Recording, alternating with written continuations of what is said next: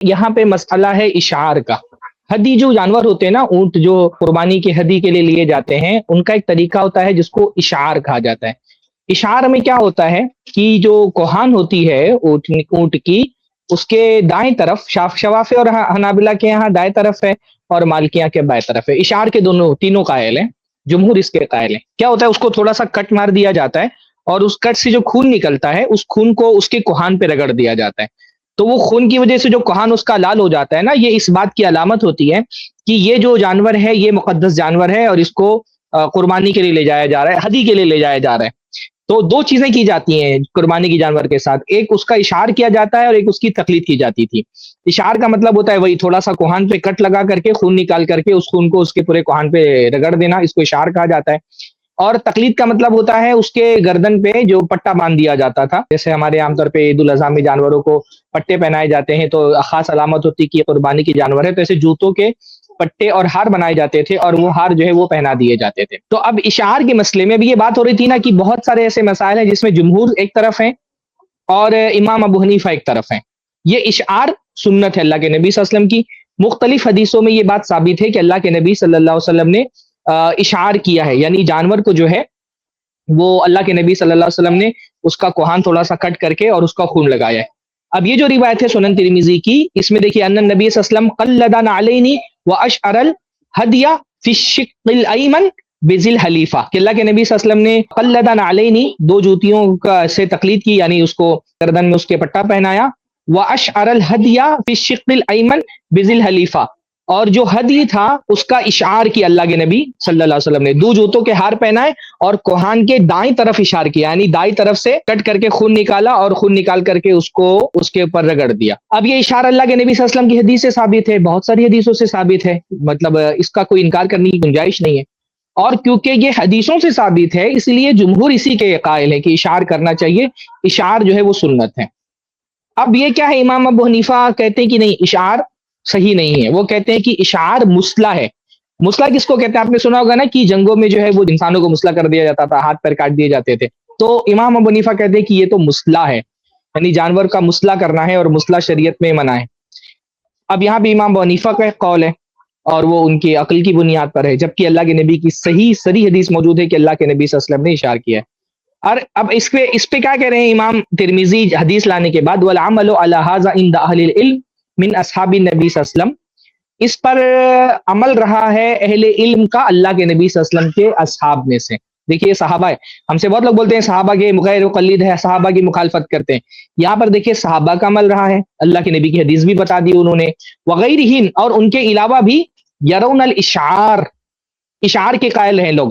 وہو قول الثوری والشافعی واحمد واسحاق، اور امام سفیان ثوری کا، امام شافعی کا، امام احمد کا، امام اسحاق کا، ان سب کا یہی قول رہا ہے. اور کہتے ہیں سمیت یوسف ابن عیسیٰ، اور کہتے ہیں کہ انہوں نے کہا، اب یہ قالا کیا مرجع کیا ہے میرے سمجھ میں نہیں آ رہا اچھے سے، وہ کہتے ہیں یوسف بن عیسیٰ کہتے ہیں یقول سمیت وقیعا، کہ میں نے وقیع کو کہتے ہوئے سنا، یقول حین روى هذا الحدیث قال لا تنظروا الى قول اہل الرائے فی هذا.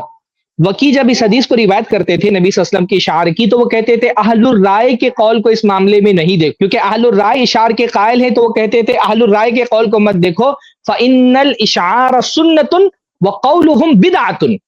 امام وقیع کہا کرتے تھے اشعار جو ہے وہ اللہ کے رسول کی سنت ہے، اور اہل الرائے کا قول، یعنی وہ جو یہ کہتے ہیں کہ یہ مسلح ہے، یہ بدعت ہے.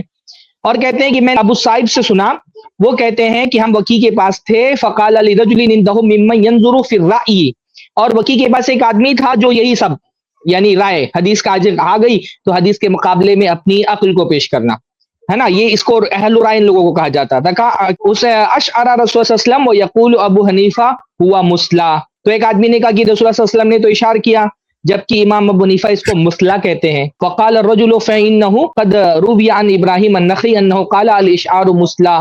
اور ایک آدمی نے کہا کہ ابراہیم نخعی کہتے ہیں کہ اشعار مسلح ہے. فرأیت وکیعا غضب غضبا شدیدا، تو میں نے وکیع کو دیکھا کہ وہ شدید غضبناک ہوئے کہ رسول اللہ صلی اللہ علیہ وسلم نے اشار کیا، اور امام ابو حنیفہ یا ایک قول کے مطابق امام نخعی جو ہے وہ اس کو مسلح کہتے ہیں.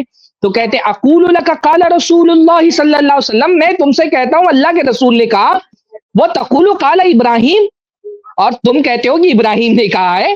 میں رسول اللہ کی حدیث پیش کر رہا ہوں. دیکھیے یہ تقلید کا رد ہے. کیا امام حنیفہ نے کیا امام وکی نے کہا کہ جاؤ تم اگر امام حنیفہ کی تقلید کرتے ہو تو تم کر لو؟ رد کیا اس کا. یہ نہیں کہا کہ تم مقلد ہو تو تمہارے لیے چل جائے گا کہ تم رسول اللہ کی حدیث کی مخالفت کر لو. سختی سے رد کیا. کہا اقول لک قال رسول اللہ صلی اللہ علیہ وسلم, میں تم سے کہہ رہا ہوں رسول اللہ صلی اللہ علیہ وسلم نے کہا. وتقول قال ابراہیم, تم کہتے ہو کہ ابراہیم نے کہا ہے. ما احقک بان تحبس ثم لا تخرج حتى تنزع عن قولك هذا. کتنی زبردست بات کہی ہے. ابھی جو لوگ کہہ رہے تھے کہ امت میں تقلید کرتے آئے ہیں, لوگ تقلید کرتے آئے, یہ دیکھیے یہ تقلید کا رد دیکھیے. کہا کہ تم اس لائق ہو کہ تمہیں قید کر دیا جائے, پھر اس وقت تک قید سے تمہیں نہ نکالا جائے جب تک تم اپنے اس قول سے باز نہ آ جاؤ. کیوں نہیں کہا بھائی تو تم تو تقلید کرتے ہو تو کوئی بات نہیں ہے, کوئی بات نہیں, چلو تم تقلید کر لو امام ابو حنیفہ کی حدیث گرچہ. انہوں نے کہا تم کو قید کر دینا چاہیے اس بات پر کہ میں رسول اللہ کی حدیث پیش کر رہا ہوں اور تم کہہ رہے ہو کہ ابراہیم نخعی نے یہ کہا ہے اور ابو حنیفہ نے یہ کہا ہے. تو بہرحال یہ برا مسئلہ ہے, اور امام ابو حنیفہ سے یہ بات ثابت ہے کہ وہ اشعار کے مخالف تھے, وہ اس کو مسئلہ کہتے تھے. حنفیہ کے بھی آپ دیکھیں, یہ موسوعۃ الفقہیہ بھی میرے سامنے کھلی ہوئی ہے دکتر وہاب الزہیلی کی.